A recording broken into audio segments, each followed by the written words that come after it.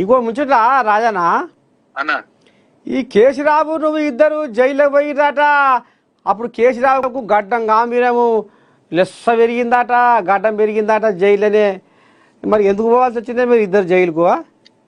మేమిద్దరం కాదు, ఐదుగురం. మేము అప్పుడు నిరాహార దీక్ష కోసం, అమర నిరాహార దీక్ష కోసం మేము ఐదుగురం సిద్దిపేటలో కూర్చోవాల్సి ఉండే. సిద్దిపేట కూర్చోవాల్సి ఉంటే అలుగునూరు చౌరస్తా గారిని మమ్మల్ని అరెస్ట్ చేసిండ్రు.